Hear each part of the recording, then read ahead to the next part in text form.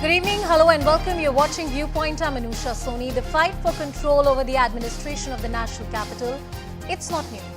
After the Supreme Court handed down a decisive verdict weighing in favor of the elected government of Delhi, the centre was quick to promulgate an ordinance and shift the balance in favor of the union government. Now that ordinance is set to be passed in Rajya Sabha as a bill. That has already been passed on the floor of the House in lower house of the Parliament. And with those developments, fireworks are expected. The ordinance has also been challenged at the Supreme Court of India by the Delhi government, arguing that it's violative of the separation of powers and hence unconstitutional. While the debate around the constitutionality or the political correctness of the move of the union government shall continue, it seems that BJP shall be able to manage the numbers with the help of some regional parties. Home Minister Amit Shah is expected to present the bill in Rajya Sabha around 8 p.m. today. All eyes on those crucial developments. But even after the bill is passed and the number game is done, the debate around the correctness will haunt the present government in the run-up to 2024. It's not without historical precedence. It's not for the first time that a Supreme Court verdict is being subverted by an elected government. Former Prime Minister Anurag Thakur, Rajya Gandhi have taken such decisions during their tenure. But those decisions are historically criticized. How will this play out politically ahead of 2024? All those questions are focused on Viewpoint tonight.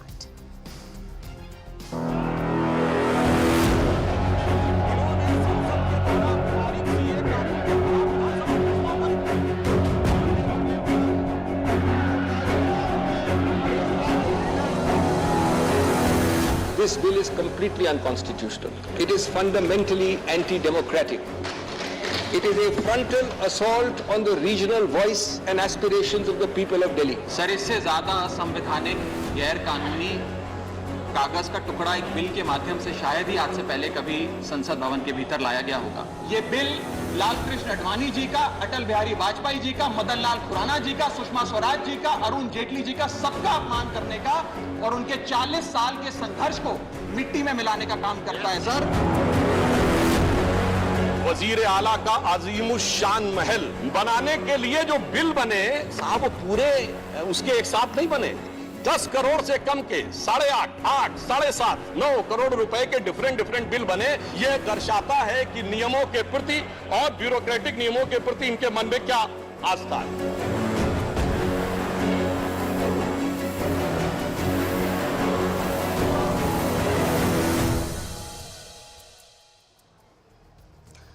So first, let's tell you a bit more about what this ordinance, which is set to be passed as a bill, what are the key changes that it brings in, especially when it comes to the working of the government. These are crucial administrative changes that will be brought into the working of the government. Let's tell you about them one by one.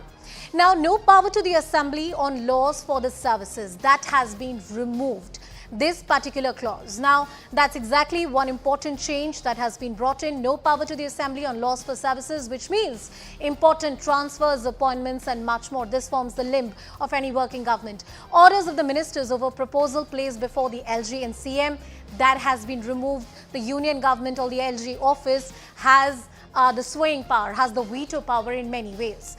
Annual tabling of the Civil Service Authority report, that has been removed because there's a new service commission of sort that has been set up by the new law which is being proposed. Appointments by LG based on the panel suggestion, this is something which has been added. The catch here is that this panel is something that works and the composition of it works in favor of the union government.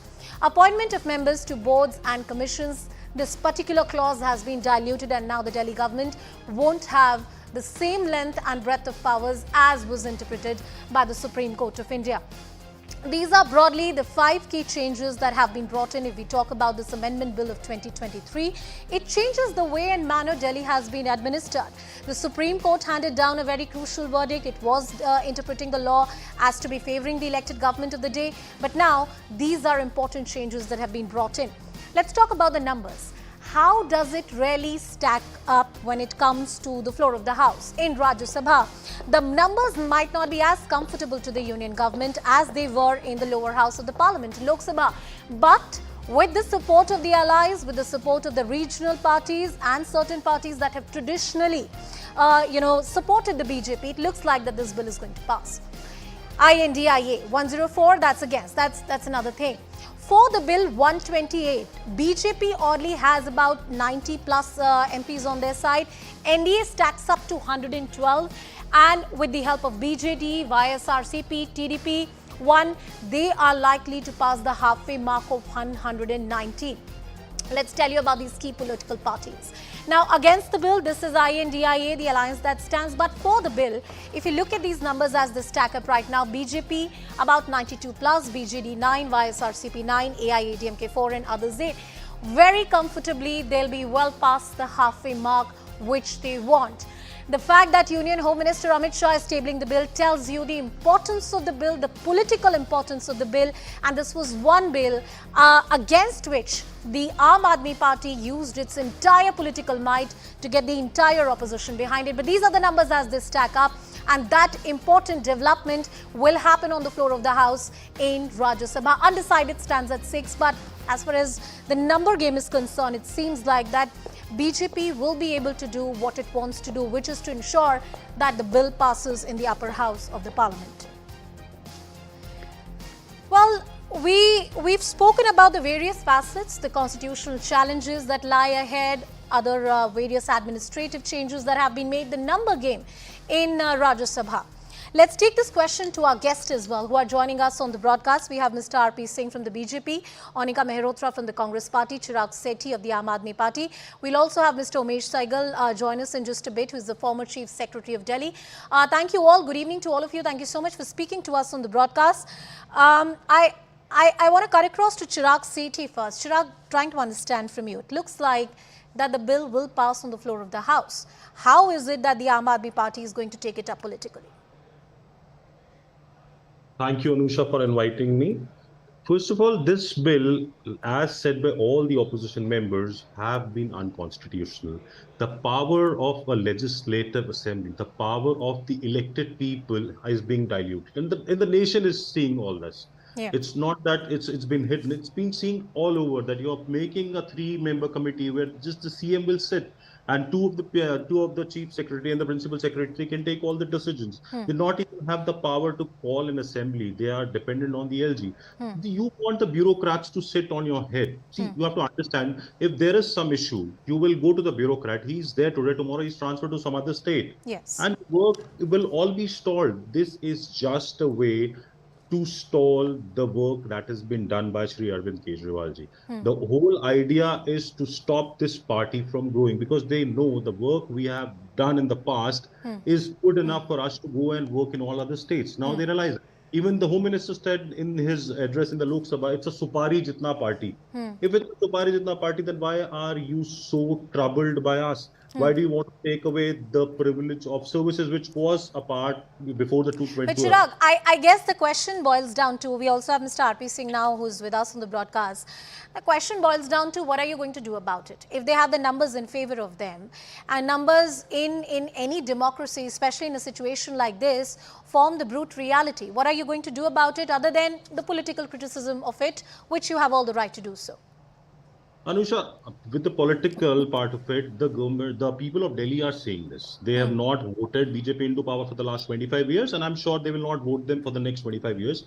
Along with that, we will be taking our legal course. They have been shot down twice in the past, in 2018, in 2023, and I am very sure even Shri Abhishek Manu Singhvi has also said, third time also this will not stand in the court of law. The constitutional bench will not entertain this. It is against the federal structure of constitution, where the legislatures have no power at the end of the day. It is all the bureaucracy. See, Delhi has a very special status. It is not a regular union territory. It's a union territory with a special status. That is why their own people. No, you're absolutely right that legally and constitutionally, the manner in which Delhi has its working, it's unparalleled, it's unprecedented. No other union territory is governed in the manner Delhi is governed. I want to bring in Mr. RP Singh into the discussion before I bring in Anika as well. Mr. RP Singh, are you scared of the work which is being done by the Aam Aadmi Party? That's what the AAP is saying, that because the BJP is scared of the work, that is why they have subverted the Supreme Court judgment. RP Singh ji, अगर आपको मेरी आवाज आ रही है, sir, can you hear me? Yeah, I can hear you now. My question to you is, we were hearing Mr. Chirag Sethi from the Aam Aadmi Party. Yes, I can hear you now. And the Aam Aadmi Party is making an argument that the BJP is resorting to these tactics, to these legislative means and moves, because it's scared of the work which is being done by the AAP in the National Capital Territory. Respond to that argument, sir.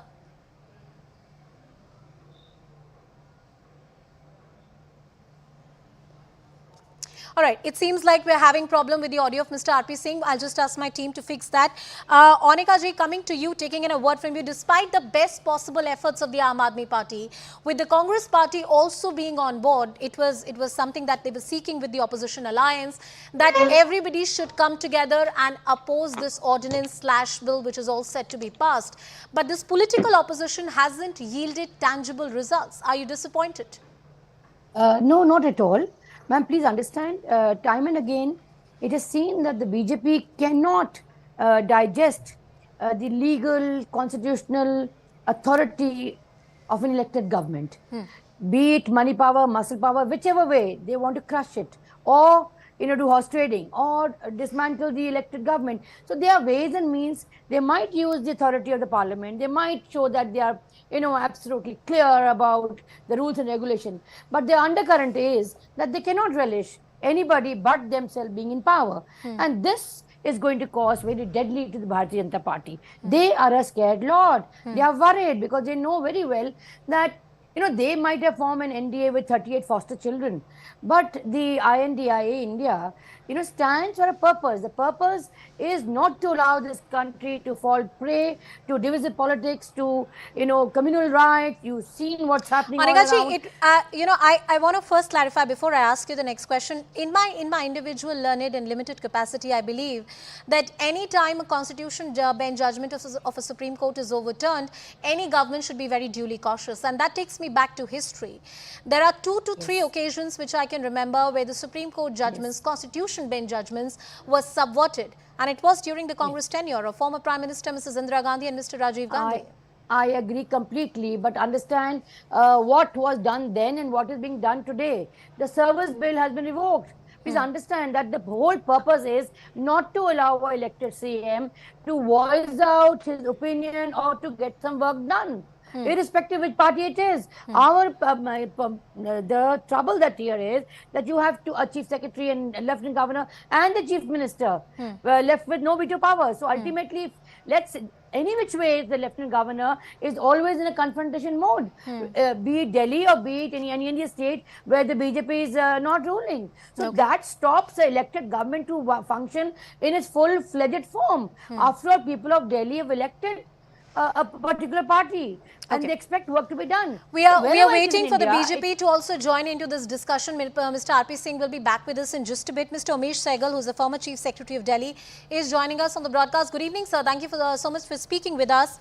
As we talk about this bill, the developments which are set to happen in Rajya Sabha, what are your thoughts on the move of the union government? The Aam Aadmi Party and the Congress and the entire INDIA, the opposition lot, argues that this is crippling of an elected government. Yes, Delhi has a special status, a special arrangement, but that doesn't take away the fact that it's an elected government at the end of the day. Mr. Sehgal, if you can hear me, that question for you, sir. I can hear you. Can you hear me? I can hear you now, sir. Please go ahead and make your argument. Just because it is an elected government doesn't mean it can write roughshod over the views of the bureaucracy. The civil service has also a constitutional role to play. The All India services were created under the President by the Constitution. The civil service is recruited by the Union Public Service Commission. They have a role to play. They have to ensure that the law is followed. They have to ensure that the Constitution is followed. They have to ensure that the Supreme Court directions are followed. Now, the point here is that it is not a omnibus thing that the politician can say anything. Now, as far as the recruitment policy, services have 3 aspects. You have recruitment, you have vigilance, and you have a transfer sourcing. Now when it comes to recruitment, it is the Union Public Service Commission. Nobody has any role, whether the central government or the state government. The Union Public Service Commission makes recommendations, you are bound to appoint them. Okay. As far as the vigilance matters are concerned, there is an overseeing body created by an Act of Parliament called the Central Vigilance Commission. As far as the Delhi is concerned, the Central Vigilance Commission has complete authority. They have appointed the Chief Secretary as the Chief Vigilance Officer. As the Chief Vigilance Officer, he has complete authority as far as vigilance matters are concerned. But sir, how do you reconcile with the fact that when the Supreme Court interpreted the law or the arrangement of Delhi, it interpreted it in a very different manner than what this bill talks about? No, I am not getting into the legal aspects of the whole thing. Ultimately, the matter will go to the Supreme Court again, and the Supreme Court will decide. I am talking of the merits of the bill as I see them, or demerits of the bill as I see them. Okay. I think the only demerit of the bill that I see is that the Chief Minister should not be heading the Civil Services Authority. Interesting. The recommendations of the Civil Services Authority should go through him, to the Lieutenant Governor. The Civil Services Authority, Okay. you can imagine the position of So the I take that argument, and I'll also ask my team to fix a bit of echo that we're getting in your voice. We'll just fix that. Mr. RP Singh is also with us on the broadcast. Mr. Singh, coming to you, and I hope you can hear me this time. The Aam Aadmi Party argues that this entire move by the BJP or by the union government, it just doesn't reek of political rivalry or political malified intent, but it's a clear indication of constitution being subverted. You heard what Mr. Abhishek Manu Singhvi said on the floor of the House. You also had Mr. P. Chidambaram saying that 3 words have been killed, which is aid and advice, which was central to the functioning of the national capital. Mr. Singh. Well, before I start, let me make it clear. Mr. Singhvi is a legal advisor, or probably is a lawyer for the Delhi government, and he has been representing Delhi government. So he would be representing them in the parliament also. But that point aside, the issue is what?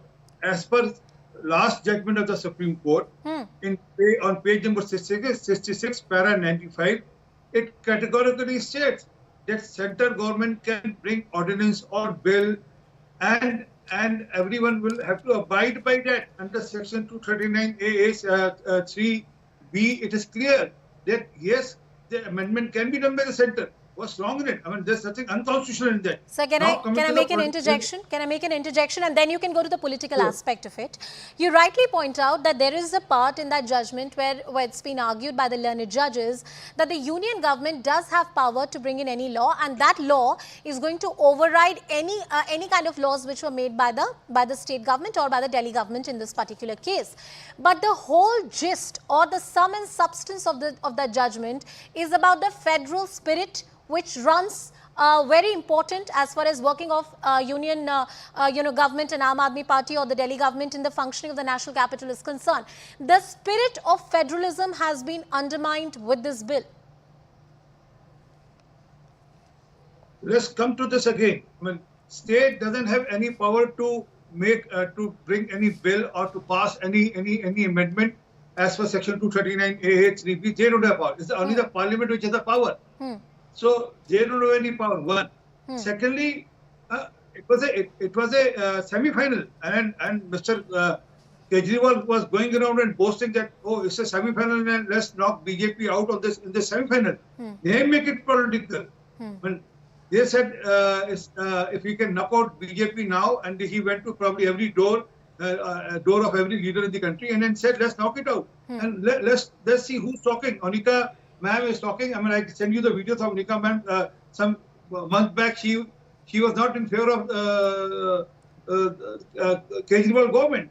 She was saying that they've had their differences. No, that's a fair point to make, that the Aam Aadmi Party and Congress have had their share of differences. But sir, that doesn't take away from the fact that they are standing together now, does it?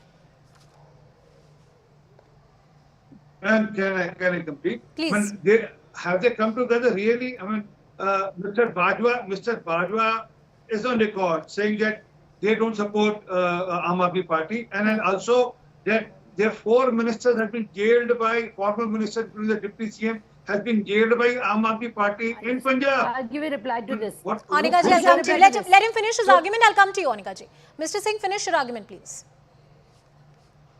So this is the reality. I mean, this is a game which was going between Congress and Aam Aadmi Party for one-upmanship, and that's why they brought in no vote of no confidence, because they thought if Kejriwal can make this bill through, then he will be taller figure than Rahul Gandhi also, or from Congress Party for that regard. Okay, Anika Mehrotra, quick response from you, then I'll bring in Chirag also into the discussion. Yes. Anusha, see, it's not particular of, A. Arvind Kejriwal or B. Mehbooba Mufti. As he was saying, he can show my recording and stuff like that. I can show his praising Mehbooba Mufti and then they deviate. I can show them with the Akali. So it goes on and on. I can show what they did in Assam. In Meghalaya, in Manipur, how they collaborated with the Congress people that they felt were tainted. The point here is, as you rightly said, the summary of the whole concept is attacking the federal system. It is not, we are not anywhere saying the parliament cannot make bills, but the bill should be such sustainable where they are dialogue, the conversation, not a mode of confrontation. You're further leading to a deadlock whereas union territory cannot function. So that is the whole purpose behind it, else it stands where it is. Okay. So it's not about a statehood as he's trying to tell us, it's a service bill that they have bought in. Right. And Amit Shah was saying कि सेवा भाव से नहीं आए. Has he come with सेवा भाव? But Anika ji, I think while I said to the BJP and Mr. RP Singh that yes, there are differences between the Congress and the Aam Aadmi Party, but now you guys are on the same page as far as this particular bill is concerned. But that doesn't take away from the fact that the Aam Aadmi Party and the Congress doesn't see eye to eye on so many issues. In fact, when the first opposition meeting really happened, and I believe that was in Patna, the Aam Aadmi Party had actually come out with a statement criticizing the Congress Party for being a fence sitter and not taking any position on this particular issue. So is the Congress Party really supporting them in the right spirit? Chirag, coming to you after this. Yes. President Kharge ji categorically said, ma'am, that first is it to get together for a common goal. And then when you come together, yes, things will be aligned, and it rightly did. In the parliament, we opposed it to the net, didn't we? So initial hiccups will definitely be there. Don't they have the 38 foster children that they have taken? Do we talk about them? You talk about our alliance, India. What about NDA, the National Destructive Alliance? What about their 38 foster children? Chirag, coming to you. Even have Chirag, coming to you. Single seat. The Aam Aadmi Party did its best. They have gone to every gate, every door, and tried to get the kind of political support that they can, whether it's the Congress, it's the DMK, or various other regional satraps who can support them in this fight. Has it yielded you anything? Because it seems like, and I'm talking purely from the numbers point of view, the bill is set to be passed, all set to become a law, and your only recourse is the Supreme Court of India.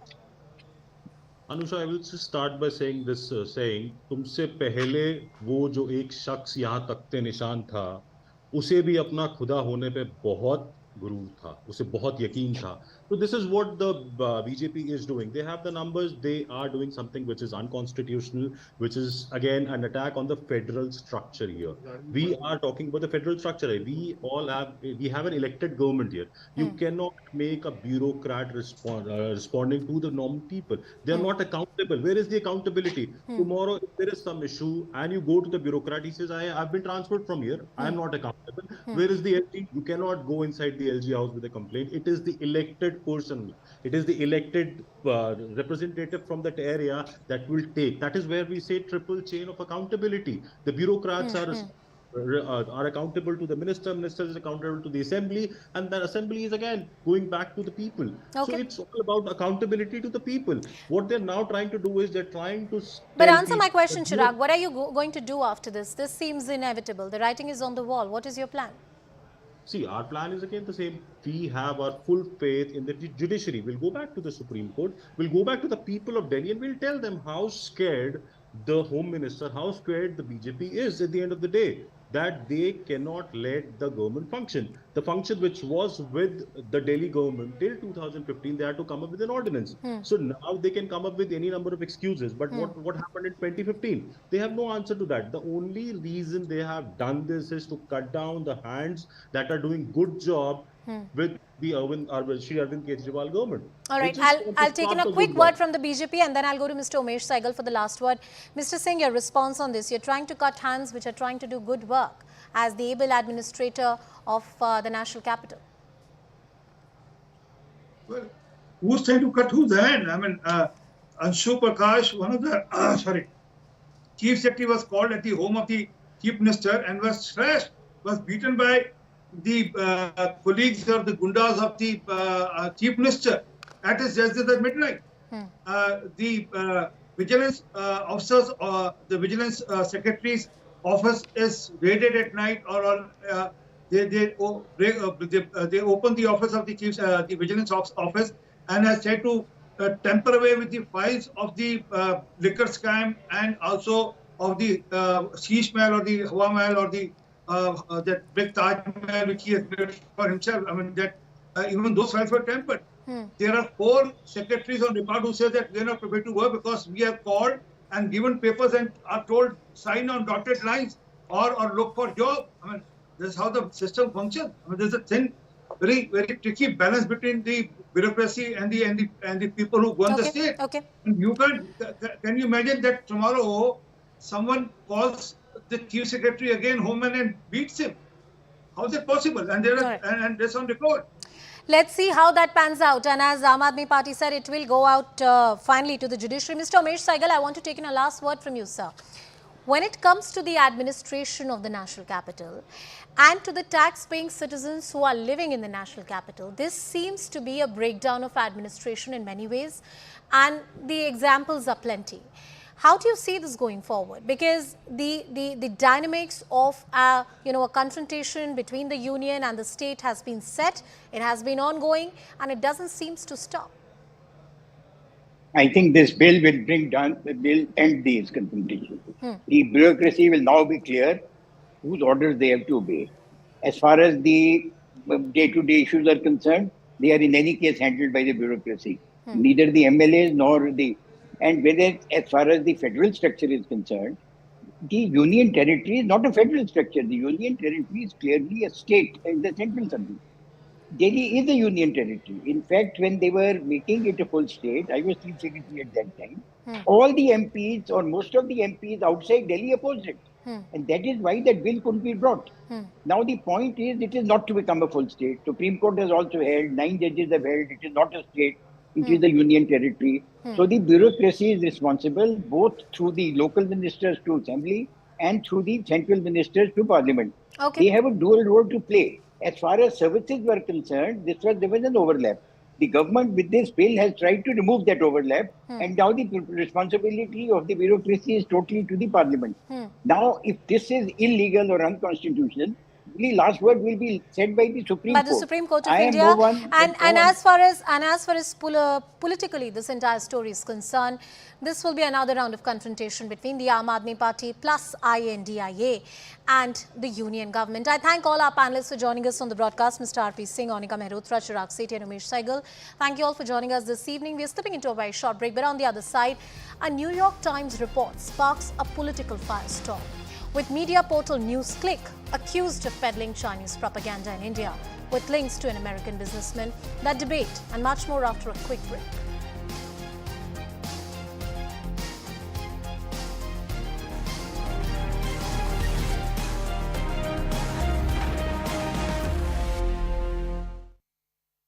India's #1 news channel moves to a new destination. A never-seen-before news ecosystem in the history of India. An unrivaled news studio that elevates the viewer experience. Unprecedented camera views from a spectacular newsroom. One-of-a-kind studio pods that takes you to an unseen digiverse. A marvelous news station that echoes aspirations of New India. Get ready to be stunned by Asia's biggest news television station. CNN News 18 is here to back a power punch. CNN News 18 is here to alter your digi perspective. CNN News 18 is here to revolutionize newscast. CNN News 18 is here now and for the future. CNN News 18, Asia's biggest news TV station.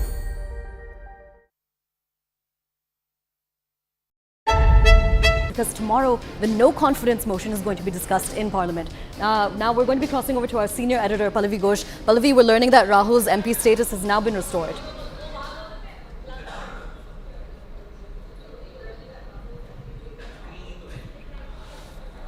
Pallavi, can you hear us?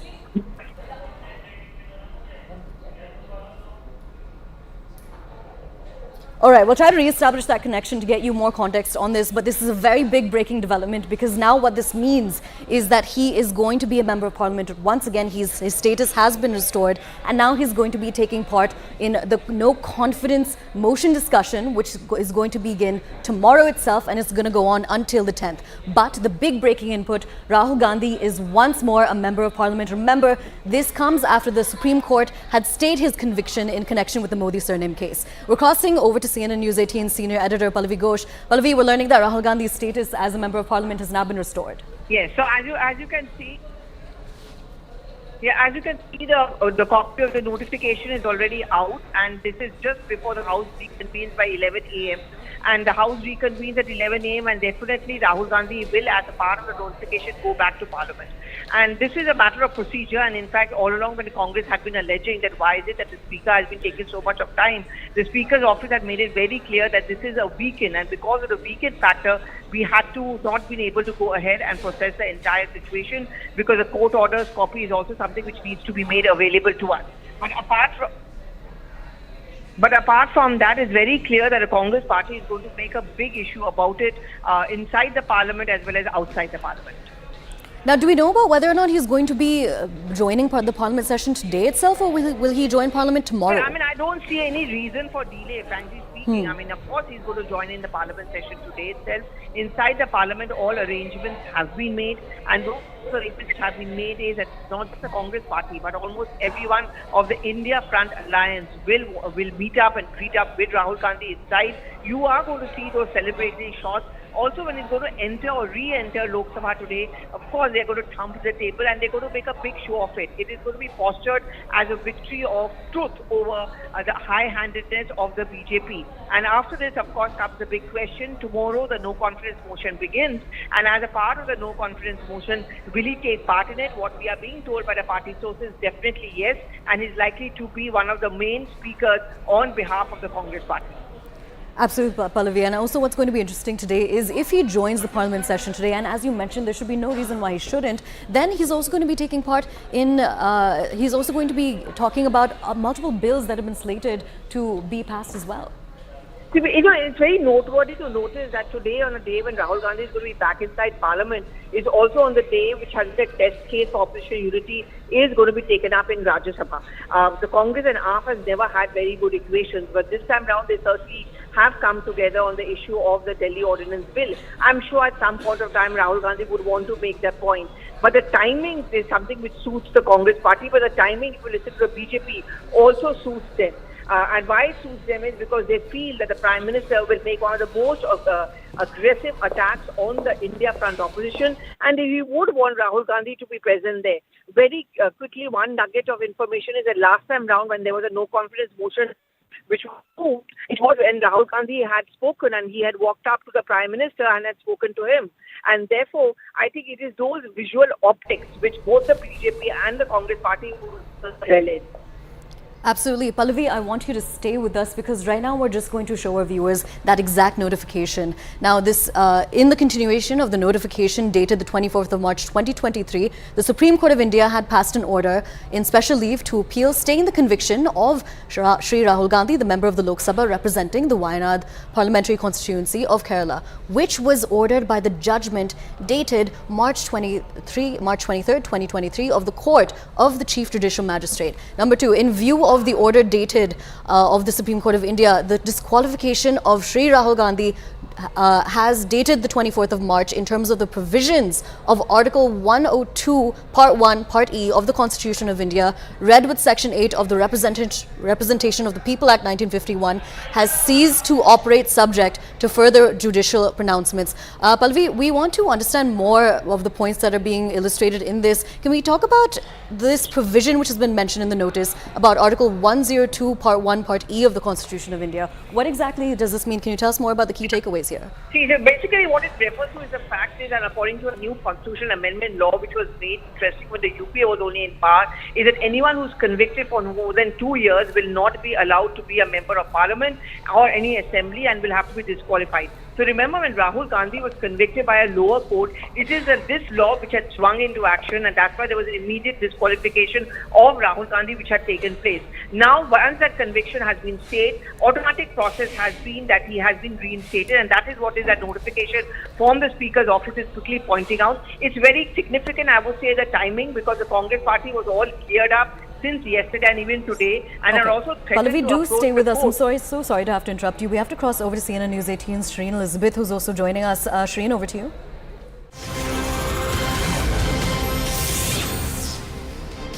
All right, first on CNN News 18, we have some very big breaking news for you. We're learning that Rahul's MP status has now been restored. Remember, it was slated to be restored by the Lok Sabha Speaker, Om Birla. The Congress had been criticizing the fact that there was a delay in reinstating Rahul Gandhi's status as an MP, but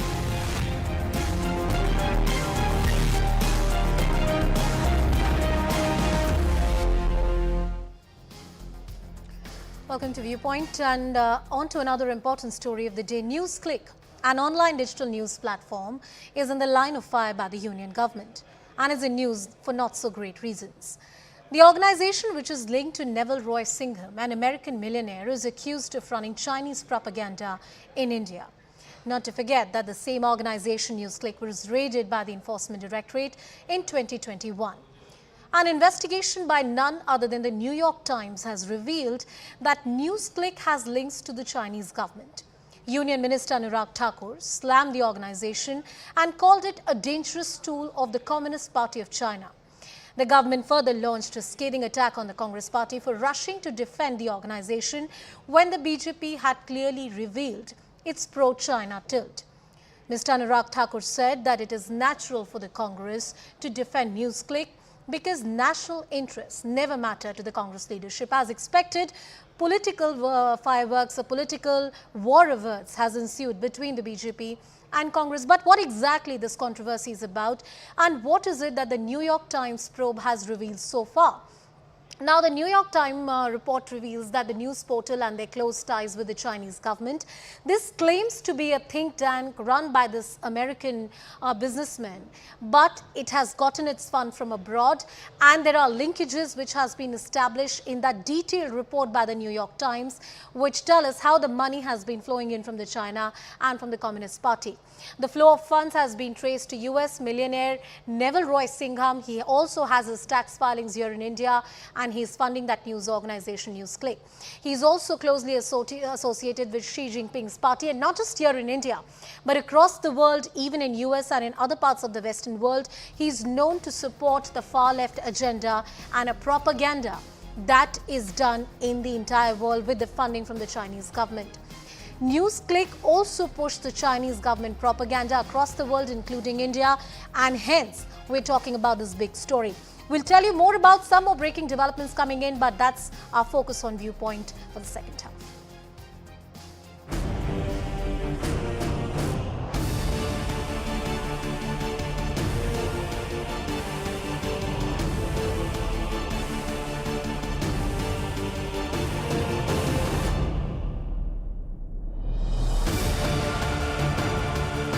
Congress, China, Newsclick are part of a umbilical cord कि राहुल जी की नकली मोहब्बत की दुकान में चीनी सामान ये साफ नजर आने लगा. Rahul Gandhi, he goes abroad and says exactly the same things. Democracy is under danger, the judiciary is compromised, the EVMs are compromised, which is exactly the narrative that these platforms put out.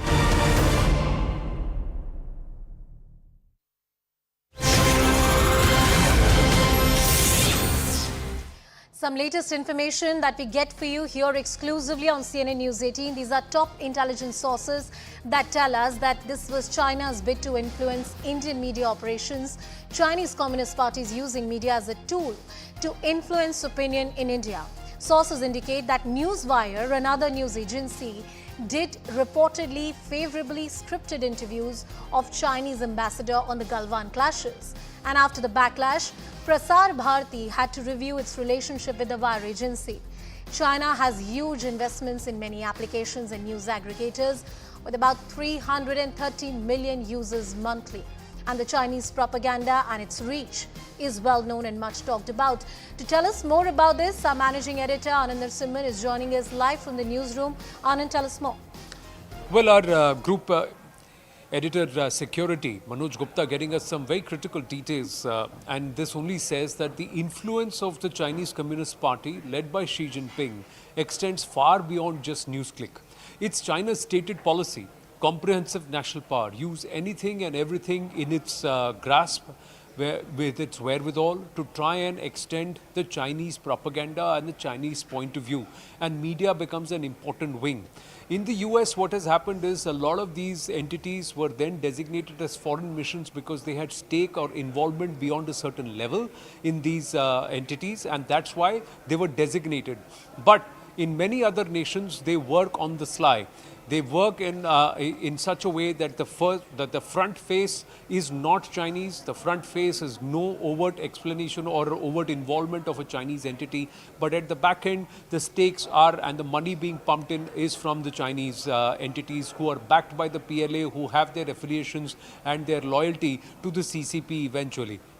And thus, thereafter, then they start dictating what the narrative should be, what the tone and tenor of the coverage should be, and what the tone and tenor or the angle of the articles that particular publication pushes out, or that news agency or platform pushes out should be. How to interpret a certain news development from a quote-unquote Chinese angle. And for time and again, there are multiple examples that have come to the fore with the way platforms like Newsclick presented stories which represented Chinese interests or the Chinese narrative vis-a-vis the Indian interest or India's interest. Now it extends way beyond Newsclick. What we are given to understand is that this goes even into apps and aggregators, to the extent that there are platforms which have more than 330 million users in India, aggregators who wanted to have a pan-India presence, and what they are doing is they are steering clear of national media largely, or national platforms largely, and then focusing on regional media, and where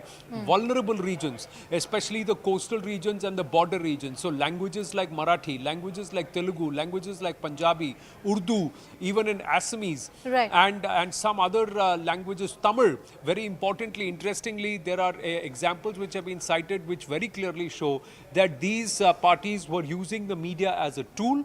The other thing that they were also doing is that the media was used to influence opinion in India.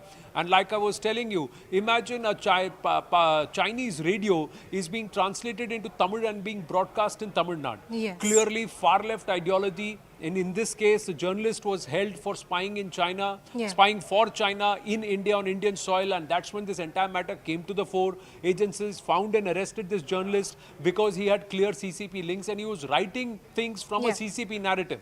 Newswire wrote the favorable script on China, and that's why there was action that was taken. Newswire wrote favorable script and also received a lot of backlash.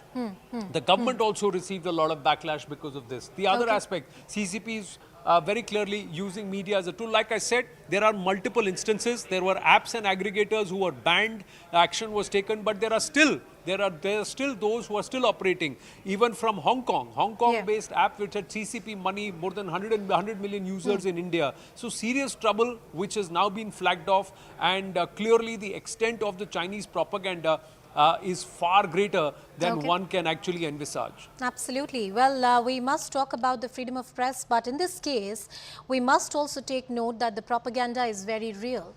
And the threat, the national security threat from the Chinese propaganda is very, very real. They are using both extrovert and, introvert ways of seeking their narrative and seeping their narrative here in India and in different parts of the world. Let me take this discussion to our guest as well, who are joining us on the broadcast, Mr. RP Singh from the BJP. He continues to be with us on the show. Krishna Teja from the Congress party is with us. Pathikrit Payne, who is a foreign and security expert, is with us on the broadcast as well. Pathikrit, coming to you first. It's the New York Times investigation. I've gone through that piece. It's a lengthy article. It forms that article. In that article, India forms a very small part of it. But if you read that overall article, it clearly establishes how money and that nexus has been seeping into many countries, running the propaganda for the Communist Party of China. Good evening. Well, this is influence operation, and this is part of the hybrid war where information, misinformation, disinformation all play a critical role. So, whenever we talk about warfare for countries like China, even for the West, it is not just about conventional warfare. It is about amplifying fault lines within the societies. It is about making sure that in the name of liberty, you strengthen, extremist viewpoints, and then you create chaos within the society, and then weaken the society to that extent that you can control that society or the country from inside.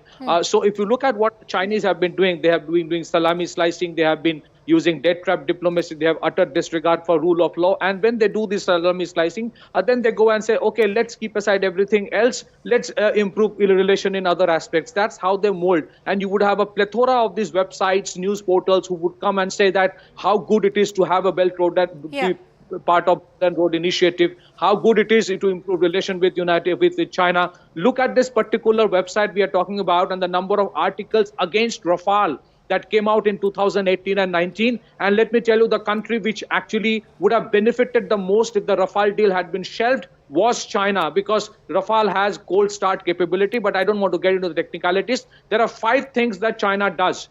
Number 1 is basically today they dominate the IT and the network system and telecommunication under an H6 program through which they created their major multinational companies which are very big in the area of telecommunication. Through backdoor, they get access to your information. Number 2, they actually fund many of these portals who are struggling for money, and then they mold it. Number 3, for a long period of time, they are targeting unsuspecting, struggling journalists, and then asking them that you can write for us, we will give you a paid visit to China. This is how they have been influencing. Number 4, funding the NGOs. So it is an entire plethora of things. In the New York Times article, it is not because of New York Times we are saying even New York Times says that this is what the Chinese are doing. Yeah, so it is something they have done. No, but Patikra, the reason we are having this discussion today is because when this particular news portal was raided by the Indian agencies, the debate that ensued in the national media and from the opposition parties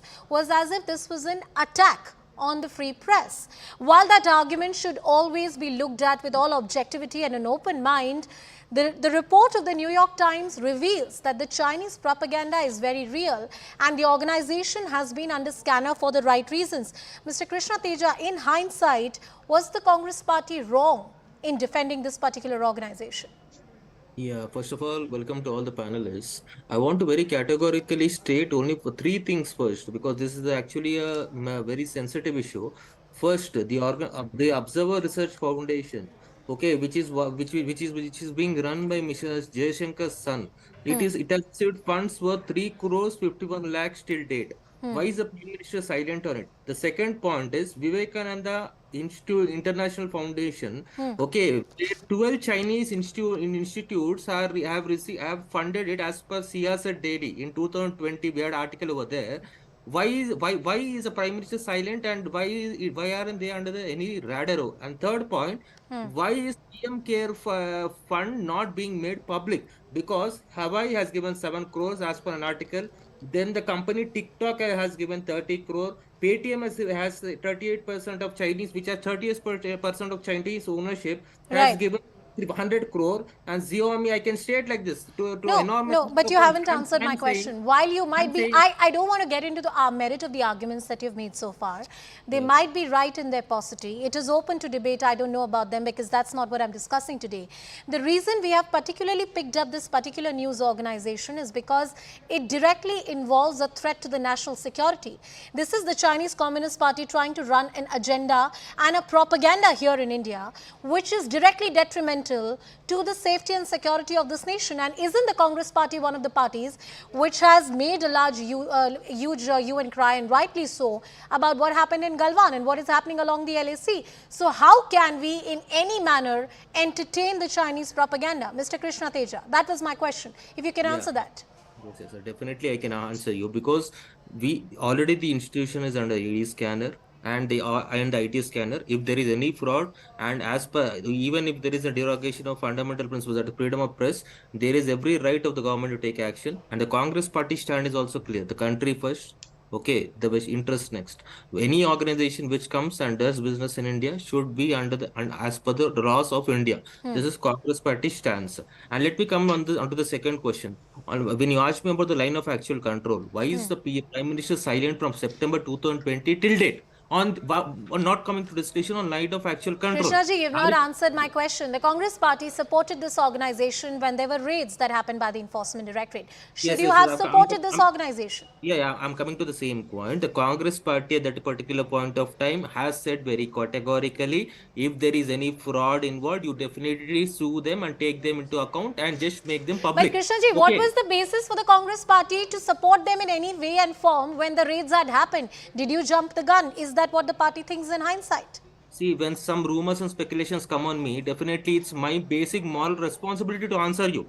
Okay, the same thing Congress Party. When Congress is being showcased or Congress is being defined in a negative limelight from one section of the media, it is a moral responsibility as an organization as such to definitely defend it and definitely show the country what exactly is the truth. I'm sorry, but with all humility, your answer doesn't appeal to my reason, because I asked you a very straightforward and simple question. Many times by the Congress Party and the opposition parties, the criticism of the present Modi government in the international media is being cited as the reportage of true facts and figures. Now, when those same organizations are criticizing organizations or media institutes like these for peddling propaganda, shouldn't you think in hindsight that you jumped the gun and supported the wrong person or an organization? Madam, one thing, we didn't support anyone. We always demanded an objective and a transparent inquiry. This is my straight answer to you. Okay, never we support any institutions, because for our party and our organization, India first, all next. Okay, because the truth should be in the public domain. I have to bring in another guest also into the discussion. Mr. R.P. Singh has been listening to us patiently. Mr. Singh, this is just one organization we're talking about. As my colleague was also reporting, and we ran those inputs that came from our editor Manoj Gupta. The nexus is huge, and there are millions of dollars which are being fueled in. What is the government doing about it? And we need to have some kind of safety and security mechanism, because this piecemeal approach of going after one particular organization doesn't serve the purpose. Mr. Singh. Well, when government take actions, there are pseudo-liberals and liberals who come in support of all such nefarious organizations. Newsclick is one, there are many more, but all of them come and stand with them. Whether it's Editor Guild or even to the extent the High Court also, the judiciary also comes and stand with them that, oh, on the name of freedom of press, why shall you touch them also, or why ED should raid them. I remember High Court gave a bail to the man who was involved in all of the scam. And then money involved is huge, humongous. I mean, it's, as per the knowledge till now, is almost 38 crore rupees. It can be much more than this also. And then it's a big web of network which is working on it. It's not only from one source which has been funded by China. There are many sources which are funded and then further released to... No, sir, I already expressed, and I think my line of questioning would have revealed so far my position on this issue. My question to you, as the representative of the ruling party at the union level, is, should we have some kind of special laws to deal with this? Because a lot of applications, news and online content is coming up, and there is a very thin line between free speech and curbing false propaganda like certain news outlets are doing these days. Well, I think government should consider this. It's not a bad idea to consider that on name of free speech, you can misuse your objective of free speech for doing anti-national activities. Okay. That's very much there. And then let me give just recently when government took action against the income tax, not the government, income tax took action against BBC. There's so much of hue and cry. Later on, BBC accepted that they owe 40 crore rupees or to the income tax. So it is. The narrative has been set, and then when you touch them, they all pounce on you, and then. Pathikrit, I want to come to you and take in a view from you. You know, when it comes to issues like this, and being a journalist myself, I believe free speech must be guarded in any country. That being said, you cannot in any way look down upon or downplay the fact that propaganda and the kind of money which is flowing, especially the Chinese propaganda, is huge. It is so systematic and organized that the methods which must be used to curb it have to be systematic, strategic and organized. What are we missing here in India? Well, first of all, with all due respect, as a country, we haven't taken information warfare as seriously as we should have taken. Yeah. We have been able to counter, we are prepared for a conventional war. We know how to counter terrorism, but we still don't know how to counter disinformation warfare. Secondly, you need an architecture to take the disinformation into the other countries as well. Why is it that we are all at the receiving end? That's number one. Secondly, this issue is not a regulatory issue. This is a national security issue. Right. Therefore, in the digital environment, you need strong regulatory laws. For example, let me tell you, the Confucius Institutes of China, controlled by CCP, in the name of spreading Chinese culture and Chinese language, have been propagating, Chinese communist philosophy. There are major newspapers in the country who come out with one-page advertorial endorsing and celebrating the centenary celebration of Chinese Communist Party. I mean, that's not just a commercial ad, that's something else. Okay. And that has to be remembered. That in this era, we still have a long way to go to understand what information. I take that point. In our country, as Patikrit says, on one hand, that from the perhaps West, we have not taken the information warfare as seriously as we should have. And when it comes to talent and resources, I don't think that's a problem for a country like India. I want to cut across back to Mr. Krishna Teja. Krishna ji, I'm just going to read out certain tweets that were put out by the Congress leader. Let me read what Mr. Randeep Singh Surjewala had said earlier.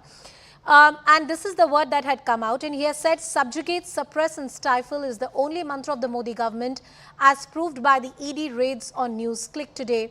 Modi government wants to tell media, particularly certain journalists, and he had put out some more words, but this was an open support by the Congress party to this particular organization, now under the scanner and being accused of certain serious charges, not by national media but by international media. I see this completely as, first of all, as a statesman, okay?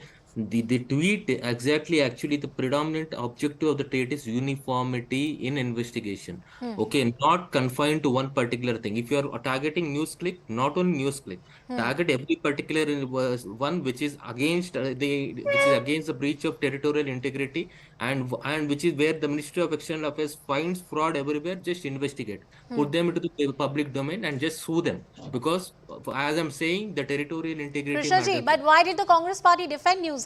Is my question too. I'm reiterating that question.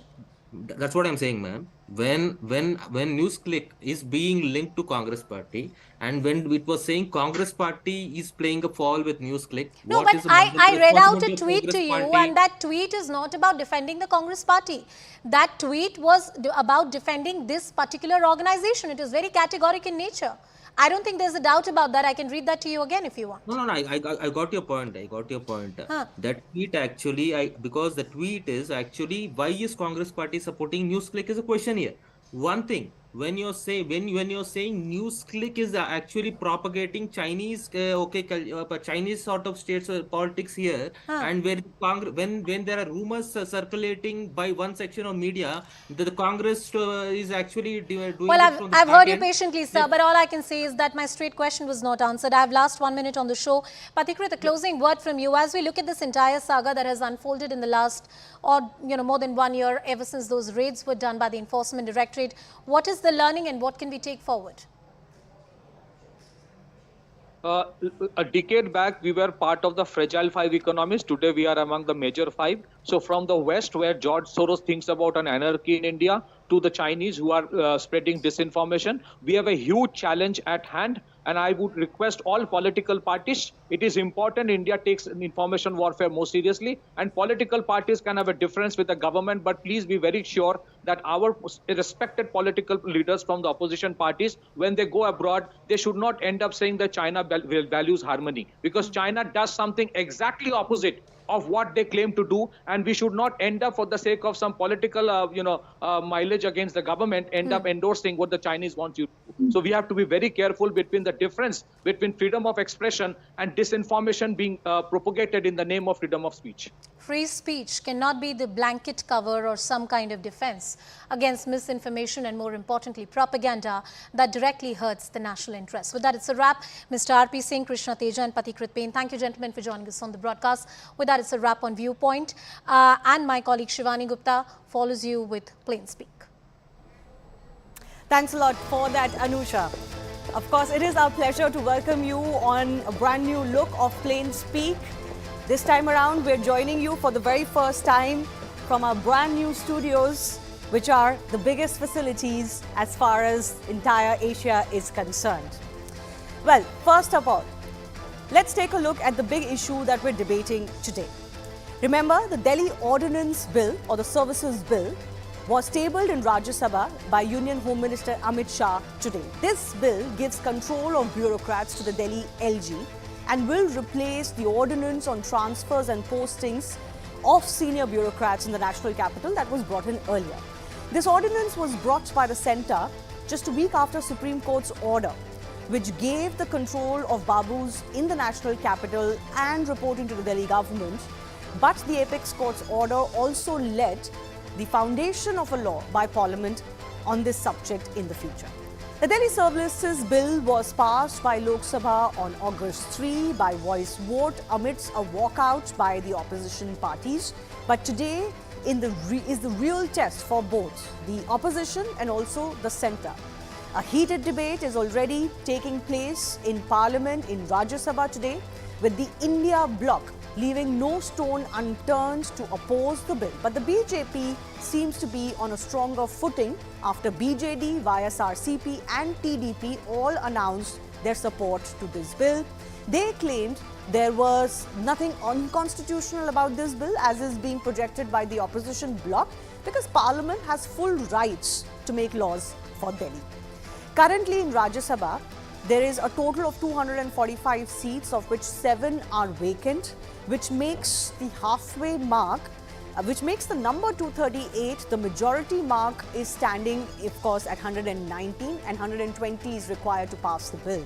The interesting thing about this vote, this bill's vote, is that it is in a way making clear exactly where the two blocs stand, the NDA bloc and the India bloc, because this is the first time we're witnessing something like this since these blocs were reformulated and crystallized. Numbers-wise, of course, the new India bloc can only play catch-up to the NDA, but we'll wait and see how that goes. So is this battle, this vote, setting the tone for 2024, and is this the real test of the NDA versus India numbers ahead of the general elections? That's the big question we're asking, and we'll take that to our guests in just a bit. But first, let's take a look at the arguments that have been